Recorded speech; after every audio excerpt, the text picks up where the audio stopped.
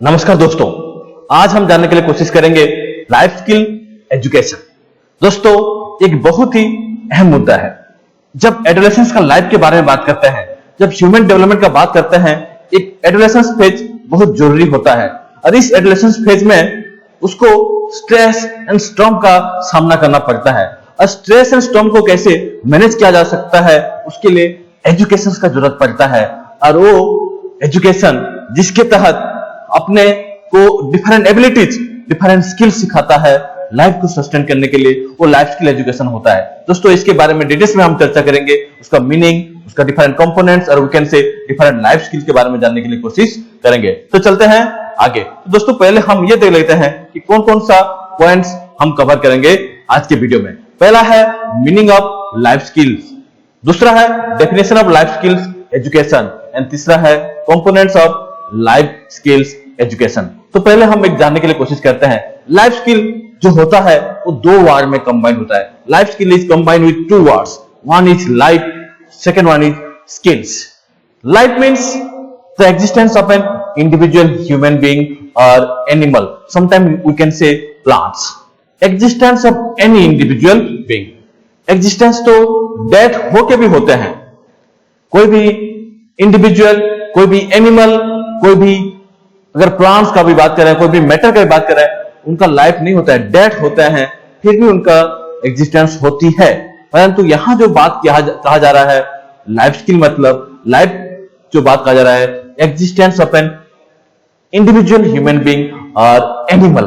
तो लाइफ का मीनिंग तो फिलोसॉफिकली अगर देखेंगे तो बहुत ब्रॉडर मीनिंग है। बहुत सारा बात कहते हैं बहुत सारे लोग, different perspective, this is different meaning of life, but we are not going to talk about all those life, simply the human life का बात करेंगे यहाँ।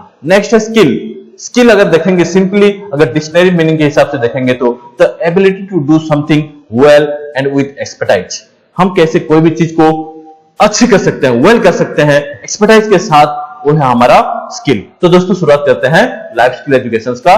दो components, there are two kinds of life skills, one is skills related to thinking and second one is skill related to dealing with others। कुछ ऐसे skills होते हैं जो मतलब कॉग्निटिव एस्पेक्ट, मतलब अपना माइंड से होता है, जैसे कि thinking, what ever you think that is being going on in your mind, आपका माइंड उसके काम करता है। तो उस थिंकिंग और स्किल्स को हम बोल सकते हैं थिंकिंग स्किल। दूसरा है skill related to dealing with others, आपका सोच, आपका थिंकिंग तो माइंड में चलता है और वो माइंड का बात एक्सप्रेस तब होता है जब दूसरे के साथ आप लोग डील करते हो चाहे आपका पेरेंट्स हो चाहे आपका फ्रेंड्स हो, आपका नाइबरहुड हो और दूसरे सोसाइटी का मेंबर्स हो सकते हैं। How you are dealing with others is also one of the most important skill. तो ये उस स्किल को हम बोलते हैं सोशल स्किल। एक है थिंकिंग स्किल, दूसरा है सोशल स्किल। इन दोनों को हम लोग बोलते हैं साइको सोशल स्किल्स और abilities. Psycho means related to mind and social means related to society.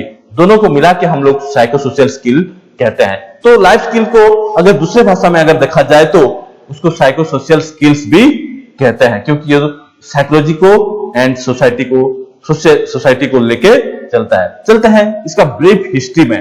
दोस्तों, अगर ब्रीफ हिस्ट्री को देखें लाइफ स्किल के बारे में, लाइफ स्किल के कंसेप्ट का जो फाउंडेशन हुआ तो वो 1986 में पहली बार वर्ल्ड हेल्थ ऑर्गेनाइजेशन WHO ने इस कंसेप्ट को पॉपुलराइज किया और इसको पहली बार दिया।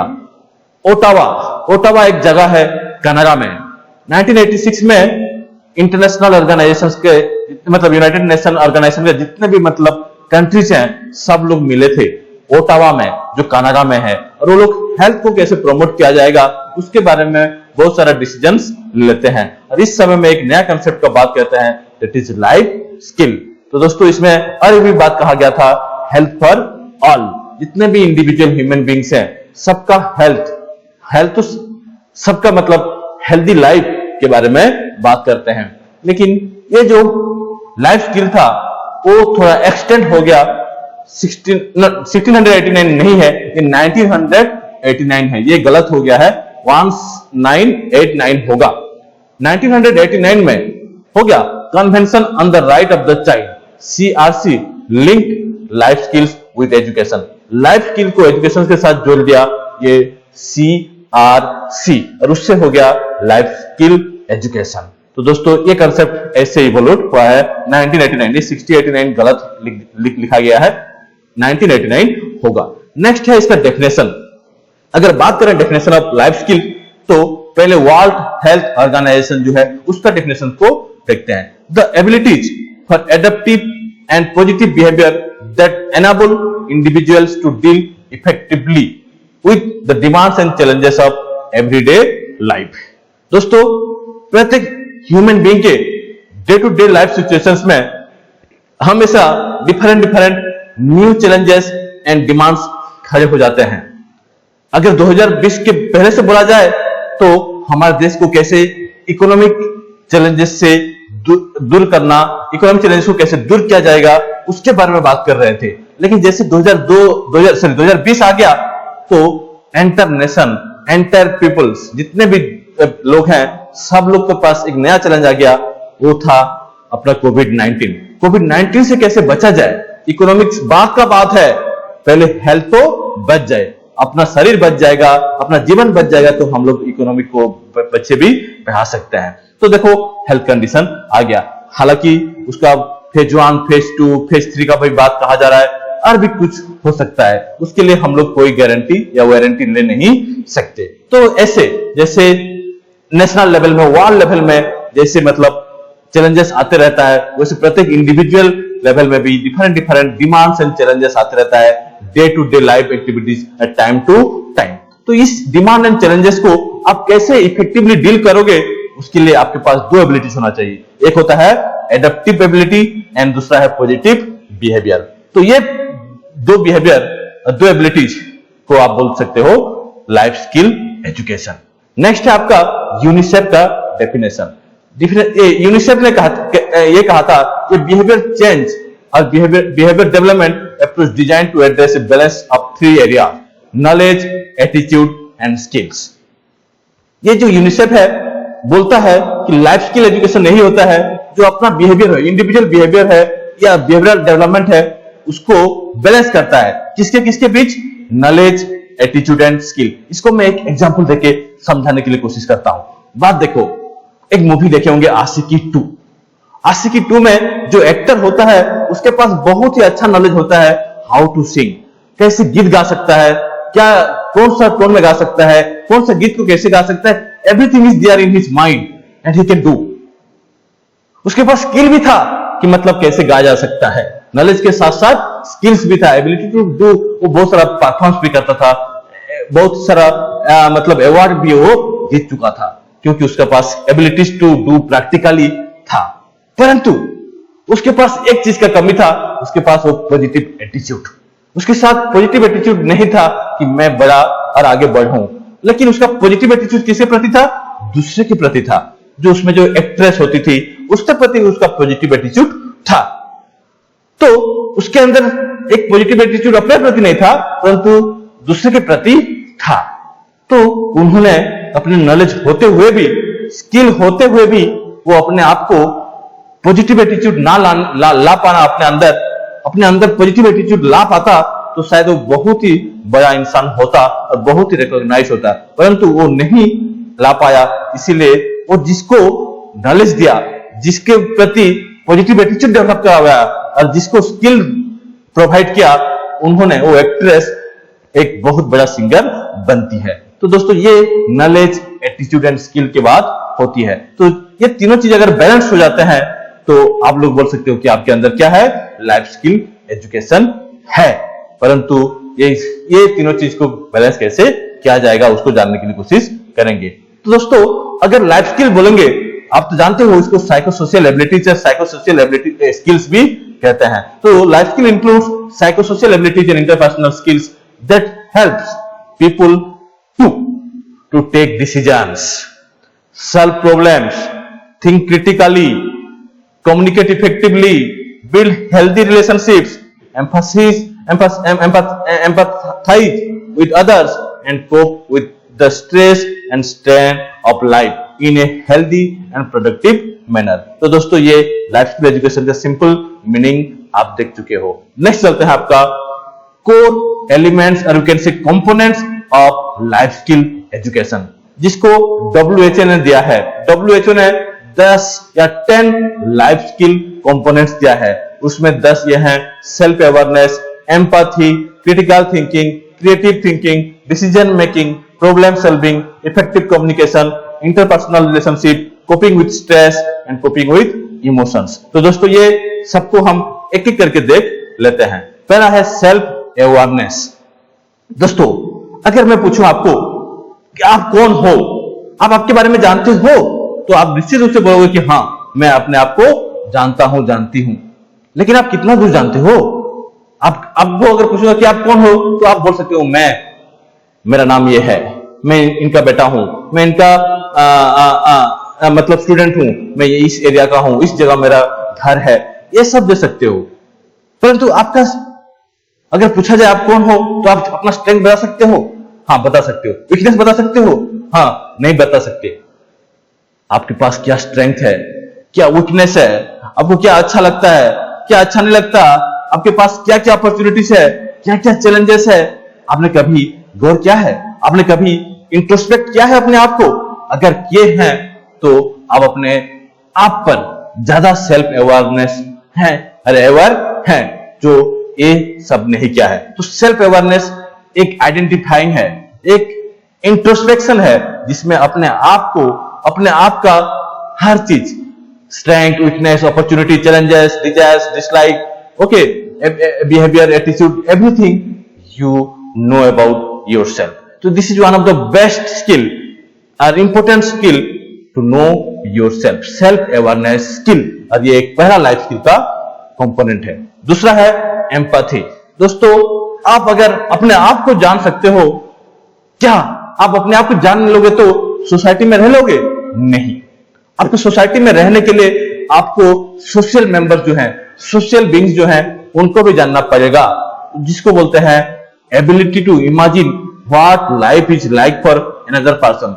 मेरा लाइफ यही है, तो दूसरा लोग का जो लाइफ है वो कैसा हो रहा होगा, वो कैसा होगा, ये क्या आप जान सकते हो? अगर जान सकते हो तो आपके पास भी एक स्किल है जिसको बोल सकते हैं एम्पैथी। दोस्तों अगर सक्सेसफुल लाइफ को हो गया, अगर हम लोग जीना चाहते हैं, सक्सेसफुल रिलेशनशिप एस्टैब्लिश करना पड़ेगा। अगर सक्सेसफुल रिलेशनशिप एस्टैब्लिश करेंगे तो किसके साथ? आवर लव्ड वंस, आपका सोसाइटी, आपका जो भी मतलब मेंबर्स हैं, सबके साथ आपको एक सक्सेसफुल रिलेशनशिप एस्टैब्लिश करेंगे। और ये सक्सेसफुल रिलेशनशिप तब हो सकता है when you are understanding and caring about others need, desires and feelings। तो देखो एक सक्सेसफुल लाइफ के लिए एक सक्सेसफुल रिलेशनशिप होना चाहिए। एक सक्सेसफुल रिलेशनशिप होने के लिए दूसरों का डिजायर्स, नीड, एटीट्यूड, फीलिंग्स को समझना पड़ेगा। ये एबिलिटी डेवलप करना पड़ेगा, जिसको बोलते हैं एम्पैथी। और ये एम्पैथी भी एक बहुत बड़ा स्किल है जो लाइफ स्किल का अंतर्गत है।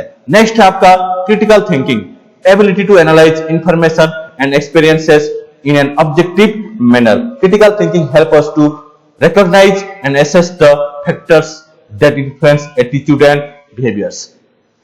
Critical thinking बहुत ही मतलब बड़ा कंसेप्ट है। देखो मैं एक मूवी, आपको एक एग्जांपल दे रहा हूं। मैं अगर एक मूवी बोलाऊं नायक, आप लोग देखे होंगे तो अच्छा बात है, नहीं देखे होंगे तो कभी देख लेना। प्रत्येक स्टूडेंट्स के लाइफ में एक पॉलिटिकल मूवी देखना चाहिए, वो है नायक, जिसमें एक हिंदी मूवी है, उसमें अनिल कपूर उसका एक्टर है। वो क्या होते हैं, एक दिन में चीफ मिनिस्टर बन जाते हैं, एक दिन के लिए चीफ मिनिस्टर बन जाते हैं, और एक दिन में चीफ मिनिस्टर बनने के बाद वो पूरा एंटायर सिस्टम को चेंज करने के लिए कोशिश करते हैं। अकेला ही इंसान लगभग चीफ मंत्रियों के साथ साथ, ब्यूरोक्रेट्स के साथ साथ बहुत सारे लोगों को मतलब वो सस्पेंड भी कर देते हैं, और 24 घंटा में अपने काम, बहुत सारा काम कर देते हैं। तो आपको इतना बड़ा डिसीजन, एक चीफ मिनिस्टर जो जिस चीफ मिनिस्टर ने आपको अपॉइंट किया था, जिस मंत्रियों ने आपका चीफ मिनिस्टर बनने के लिए साइन किया था, जिस ब्यूरोक्रेट्स ने आपको हेल्प किया था, आपको मतलब हम हर चीज में मतलब वो हेल्प कर सकते थे, वो सबको आपने सस्पेंड कर दिया। हो सकता है वो लोग गलत किया है। इतना बड़ा डिसीजन ले सकते हो एक दिन में, एक ही इंसान, विदाउट प्रूफ। आपने ना तो कोर्ट का केस किया, ना तो कोर्ट के पास गए कि इसके बारे में केस है या नहीं। आपने सब कुछ फाइल भी नहीं पढ़ी और फाइनल डिसीजन ले गए और सस्पेंड कर दिए। इतना बड़ा डिसीजन एक इंसान एक दिन में डेमोक्रेटिक कंट्रीज में कर सकता है क्या? इंडिया जैसे डेमोक्रेटिक कंट्री में कोई इंसान, कोई चीफ मिनिस्टर, नायक जैसे चीफ मिनिस्टर बन जाए और हर डिसीजन अकेले में ले जाए, ये पॉसिबल है? तो क्या लगता है, is this real? Nayak movie क्या रियल मूवी हो सकता है? Critically think. तो आपको, हाँ यार, एक डेमोक्रेटिक कंट्री में, इंडिया जैसे स्टेट में, इंडिया जैसे कंट्री में कैसे ऐसा डिसीजन ले सकता है? हो सकता है उस मूवी आपको इंस्पायर कर सकता है, करप्शन को कंट्रोल करने के लिए हेल्प कर सकता है, परंतु वो मूवी का एक्टिविटीज रियल नहीं हो सकता। यह है आपका क्रिटिकल थिंकिंग। आप बहुत खुश हो सकते हो, बहुत अच्छा चीज बताया हो सकते हो, बहुत अच्छा इंफॉर्मेशन और मतलब मैसेज दिया उस मूवी में, लेकिन वो क्या रियल हो सकता है? नहीं। एक डेमोक्रेटिक कंट्री में एक इंसान हर कोई डिसीजन अकेला में ले नहीं सकता। ये डेमोक्रेसी कहता है। उसको मेजोरिटी ऑफ लोगों का कंसल्ट करना पड़ेगा, तब जाके डिसीजन लेगा। तो critical thinking in different perspective, analysing, synthesis, application, evaluation, ये सब क्रिटिकल थिंकिंग का पार्ट है, जिसके तहत हम लोग डिफरेंट फैक्टर्स को जान सकते हैं, जो हमारा एटीट्यूड, बिहेवियर और एवरीथिंग को रेगुलेट करता है, इन्फ्लुएंस करता है। ये है क्रिटिकल थिंकिंग। नेक्स्ट आपका क्रिएटिव थिंकिंग। और एक थिंकिंग है क्रिएटिव थिंकिंग बोलते हैं कि अगर मैं आपको पूछूं कि कौन क्रिएटिव थिंकर हो, तो आप सब लोग बोलोगे हम क्रिएटिव है। क्यों? क्योंकि आपके पास कुछ क्वालिटीज और कुछ एबिलिटीज है। और वो एबिलिटीज क्या है? आपके पास think differently. But different thinking जो करोगे, जो न्यू थिंकिंग करोगे, वो हमेशा नोवेल होना चाहिए, वो ओरिजिनल होना चाहिए, वो फ्लुएंट होना चाहिए, वो आपका इनिशिएटिव में होना चाहिए। The person who is having the abilities to initiate, the person who is having ability to do something original, the person who is having do something novel, उस पर्सन को हम लोग क्रिएटिव थिंकर बोल सकते हैं, जिसके तहत हम लोग अपना लाइफ का बहुत सारा चीजें को सॉल्व कर सकते हैं। तो ये भी एक लाइफ स्किल होता है। नेक्स्ट आपका डिसीजन मेकिंग। डिसीजन मेकिंग एक बहुत बड़ा स्किल है, जो मतलब हमारे लाइफ में हमेशा हेल्प करते रहता है। जैसे कि मैं एक एग्जांपल दे रहा हूं, आप अगर कोई भी इंसान ग्रेजुएशन कंप्लीट कर लेता है, तो उसके पास बहुत सारा मतलब ऑप्शन आ जाते हैं। वो देखते हैं कि जब करना चाहिए कि नहीं, मुझे जब मिलेगा कि नहीं, अगर जब मिलेगा तो कौन सा प्रिपेयर करना पड़ेगा, नहीं मुझे हायर स्टडी में जाना है, नहीं मुझे प्रिपेयर करना है, मुझे परिवार चलाना है।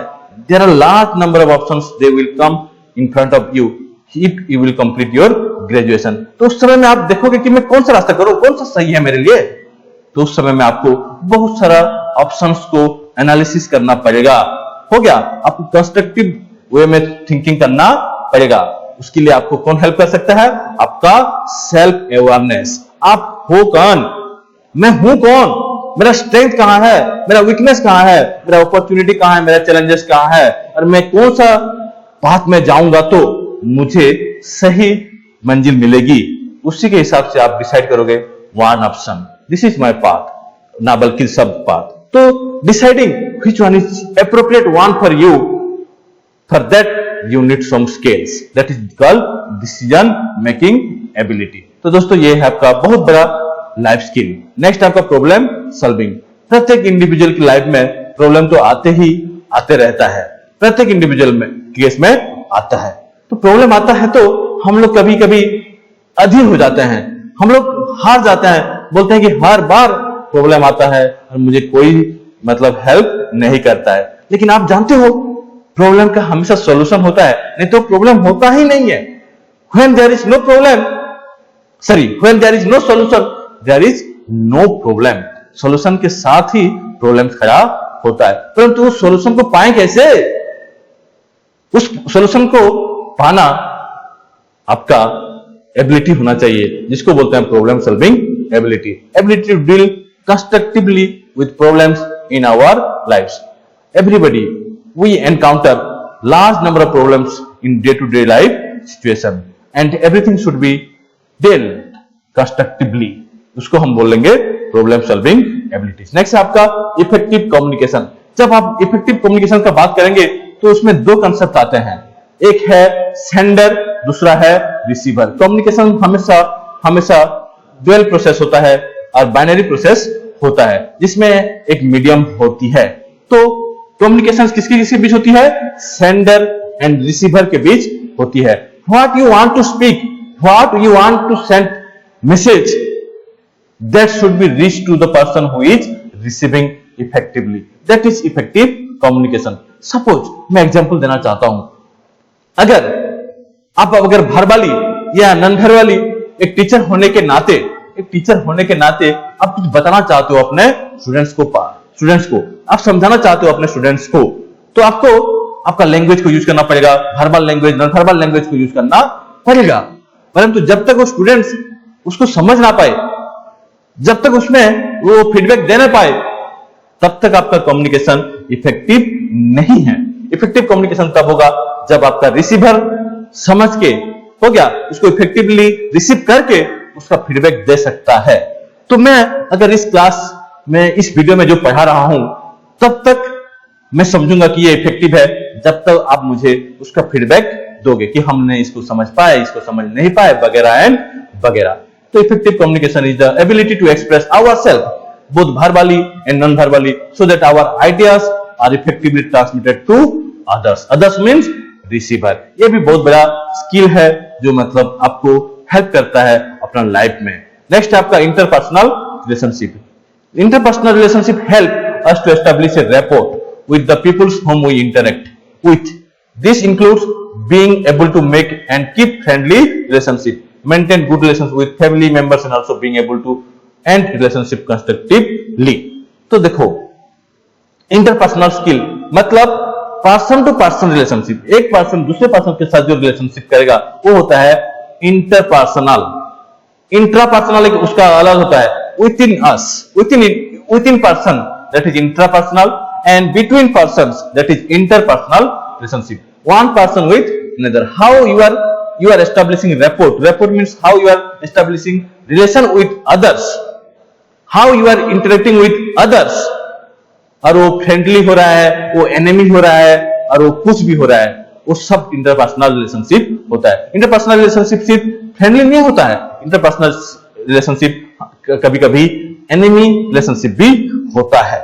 परंतु हमेशा हम एनिमी रिलेशनशिप को कम करने के लिए कोशिश करते हैं, क्योंकि उसमें हमको अच्छा लाइफ जीने को मौका नहीं मिलता। जब फ्रेंडली रिलेशनशिप होता है हमको अच्छा महसूस होता है, हमको सिक्योर महसूस होता है, हमको फ्रेंडली महसूस होता है, हम लोग अपना लाइफ को इजीली सस्टेन कर सकते हैं। तो interpersonal relationship is also one of the most important skill according to life skill given by WHO।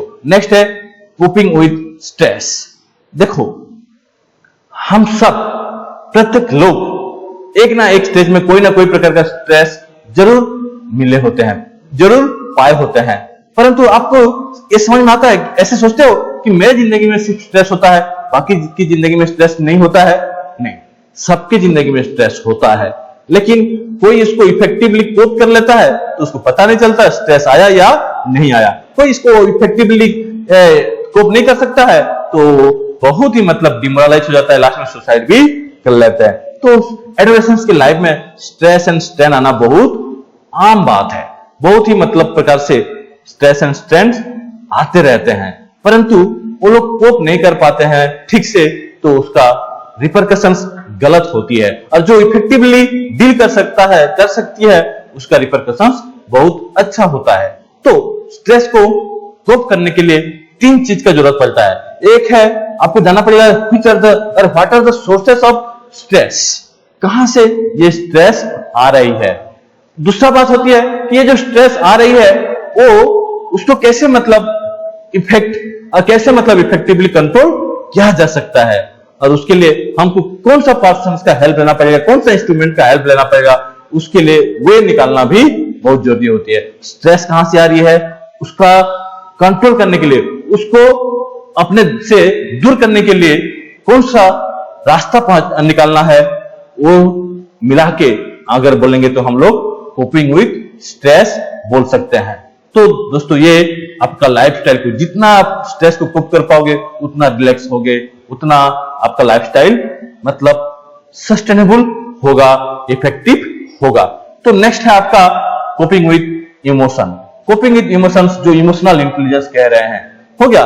आप अपने इमोशंस के साथ साथ दूसरे के इमोशंस के साथ कैसे डील कर सकते हो, कैसे मतलब अप्रोप्रिएटली आप उसको रेस्पॉन्ड कर सकते हो, वो कोपिंग विद इमोशंस। तो दोस्तों ये लाइफ स्किल एजुकेशन का 10 कंपोनेंट्स है। समझ में आ गया? और एक बार मैं आपको बता दे रहा हूं। एक है, पहला है सेल्फ अवेयरनेस, दूसरा है आपका एम्पैथी, तीसरा है आपका क्रिटिकल थिंकिंग, चौथा है आपका क्रिएटिव थिंकिंग, नेक्स्ट आपका डिसीजन मेकिंग, नेक्स्ट आपका problem solving, next effective communication, next interpersonal relationship, next coping with stress, next coping with emotions. दोस्तों ये 10 components of interpersonal you can say life skill education. तो दोस्तों आज के video में इतना ही। Thank you, thank you, thank you.